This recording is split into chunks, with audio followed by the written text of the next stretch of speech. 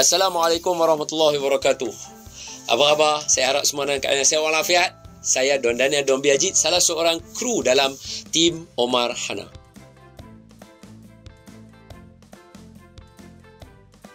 First, idea untuk nak buat sesuatu dia akan datang daripada tim.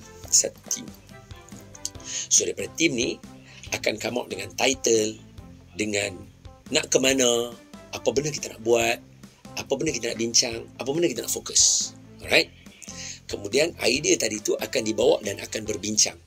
Selepas itu, bila dah nak mula dengan story dan sebagainya, akan datang pula yang disebut sebagai penasihat syariah, ataupun kita kata me myself, saya sendiri akan ada dalam tu.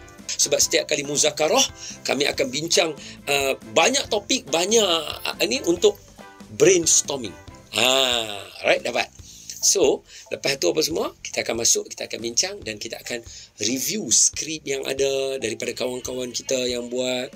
Kemudian kita akan tengok setiap angle daripada hujung skrin sampai ke hujung skrin. Maksudnya apa benda yang nak buat. Boleh tak Omar Hana, cikgu Laila, Mama, boleh tak menari over? Ingat tak masa cerita lagu Hari Raya? Hari ini Hari Raya. Kan? Cuba tengok transition dia daripada Omar dengan Hana atas katil, kemudian dalam bilik ayam. Dapat? So, masa dalam bilik ayam, Omar tak pakai baju ke pakai baju kalau tengok? Masih kekal, kita still bagi dia pakai macam singlet juga. Nampak? Sebab kita cuba jaga perkara-perkara tersebut dari sekecil-kecil benda itu. Nampak? Hatta kepada penyebutan perkataan melibatkan guru tadika juga untuk nak tengok adakah perkataan ini sesuai untuk anak-anak tadika.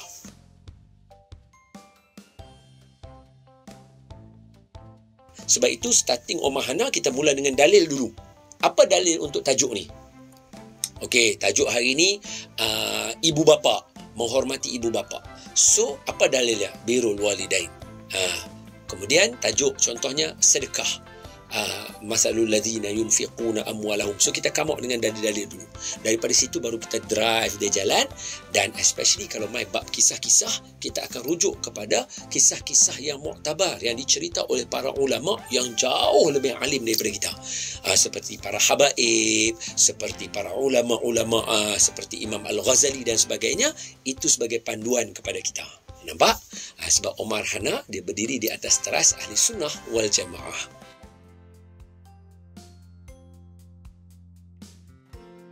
Kalau kita tengok cerita ni dalam Quran, memang 80% apa yang ada dalam Quran adalah kisah-kisah, cerita. Jadi berdasarkan kepada kaedah macam tu, kita rasa elok kalau kita ambil juga kaedah penceritaan. Sebab itu kalau semua orang tengok, kita ada lagu Sayyidina Abu Bakar, kemudian kita ada lagu Sayyidina Uwais Al-Qarni, kemudian kita ada lagu yang terbaru, kisah Sayyidina Bilal bin Rabah. Siapa yang tak dengar lagi, kena dengar. Lepas tu kita ada lagu berkaitan dengan kisah sejarah hidup Nabi Muhammad sallallahu alaihi wasallam dan kisah-kisah sekitar kehidupan baginda Nabi sallallahu alaihi wasallam. Yang pertama, kita penceritaan ini dekat dengan kita. Sebab itu Allah dalam mendatangkan Al-Quran, Allah banyak memberikan kisah. Kisah Nabi Musa, kisah Nabi Ayub alaihi salatu wassalam, kisah Nabi Musa alaihi salatu wassalam, kisah Nabi Ibrahim alaihi salatu wassalam, kisah bagaimana Nabi Sulaiman alaihi salatu wassalam. So, kenapa bagi kisah? Sebab manusia ini sifat dia sentimental. Dia suka benda yang drive dia punya jiwa dia. Lepas tu nanti senang dia nak ingat. Seperti contoh, Nabi biasa cerita tentang kisah khurafat.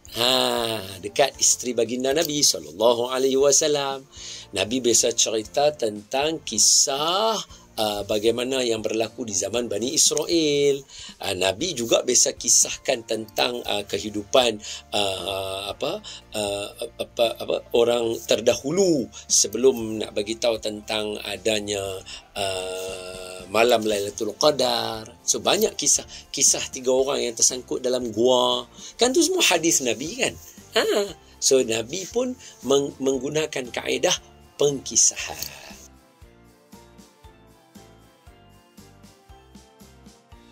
Okey. So bila kita nak mengkisahkan sesuatu, dia sudah pasti dalam sejarah hidup seseorang. Betul? So dalam tajuk ini, dia bukan dalam tajuk hadis ya. Yang tu kena bagi clear dulu dekat semua orang. Dia dalam tajuk manaqib.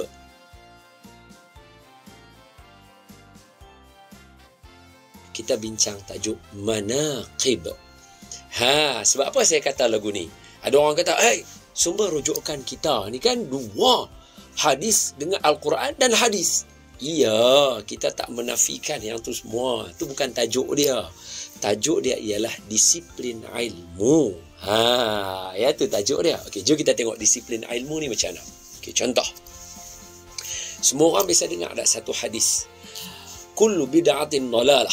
Semua benda baru adalah dalalah. Jadi semua orang menggunakan perkataan kullu. Kullu di sini maksudnya semua. Jadi kita kata, kalau dalam ilmu hadis, baca sekali lalu hadis, kita akan kata kullu, semua benda yang bid'ah yang baru itu dalalah. Semua benda bid'ah masuk adalah sesat. Tetapi kalimah kullu bukan dalam ilmu hadis. Dia kena tengok ilmu bahasa Arab. Betul tak betul? Sebab kalimah dia kullu. Kullu tu bahasa Arab. Dia dalam ilmu bahasa. Betul tak betul? So jom kita tengok macam mana nak trace ilmu ni dulu sebelum kita pergi kepada ilmu manaqib. Boleh? Okey, stay tune dengan perbincangan kita. So, bila datang hadis kullu bid'atin dalalah, semua benda-benda dalalah sesat, semua masuk neraka. So kalimah kullu di sini betul ke maksud dia semua? Dia kata ni kullu. Kullu adalah bahasa. Jadi nak tengok, dia tak boleh pakai hadis semata-mata walaupun hadis itu sahih. Tetapi menggunakan kaedah bahasa, kena pergi kepada ilmu bahasa. Sebab tu jangan campur aduk. So kalimah kullu bahasa Arab, apa buku rujukan utama bahasa Arab? Apa dia? Al-Quran. Itulah ibu bahasa Arab. Al-Quran lah ibu bahasa Arab. Jom kita tengok dalam Al-Quran. Kalimah kullu ni bawa maksud semua atau tidak?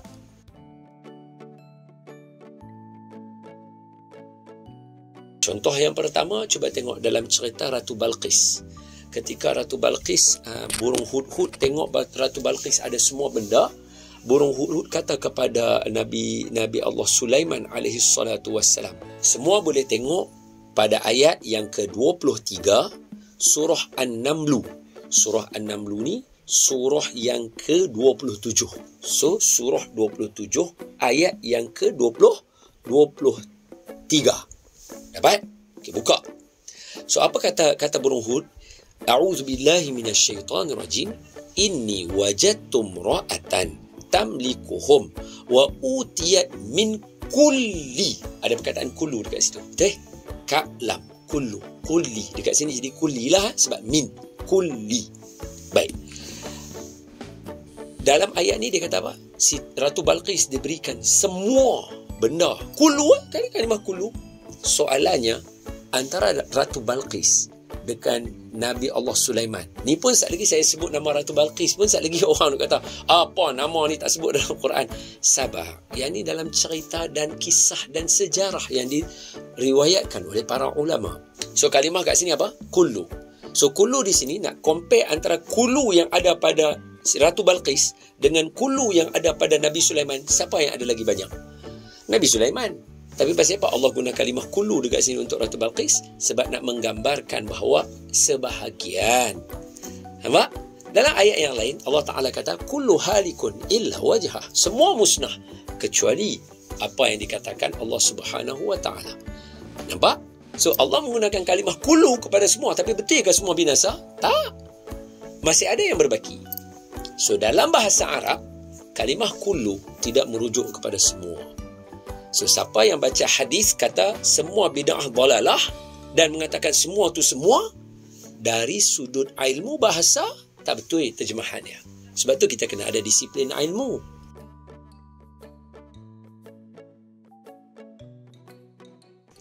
Baik, dengan kaedah macam ni, jom kita tengok kepada kisah-kisah yang ada dalam Umar dan Hana. Yang mungkin sebahagian pihak kata, oh ni kata tak betul, ni kata tak betul. Relax. Sebab apa? Sebab dalam ilmu dia bukan ilmu hadis. Nak tengok sahih tak sahih semua tu, itu ilmu hadis. Dalam kisah yang kita riwayatkan, dia dalam ilmu manaqib. Manaqib ini ulama sedikit longgar kerana dia adalah pengkisahan riwayat hidup yang ada padanya manfaat. Boleh jadi satu pandangan kata palsu, satu lagi kata tak. Betul tak betul? Palsu dengan tak palsu, siapa yang kata? Nabi Muhammad ke? Tidak. Dia adalah pandangan ulama. Betul? So, boleh jadi dengan ilmu ulama ini kata palsu. Tetapi berdasarkan ulama lain kata, tidak. Hadis ini tak palsu. Paling tidak pun dia dhaif. Dhaif berbeza sangat dengan palsu. Dalam bab manaqib, ulama bukan saya yang mereka-reka. Malahan dia datang daripada ulama-ulama yang hebat. So, kita menghormati pandangan ulama juga. Seperti mana kita nak orang menghormati pandangan kita. Boleh? Dengan cara begini, kita akan lebih harmoni hidup dalam kehidupan hari ini. Wallahu a'lam bishawab. Teruskan menonton Umar dan Hana kerana akan datang banyak lagi kisah-kisah toladan dan juga lagu-lagu menarik menanti anda. Jom subscribe YouTube channel Omar dan Hana. Alhamdulillah.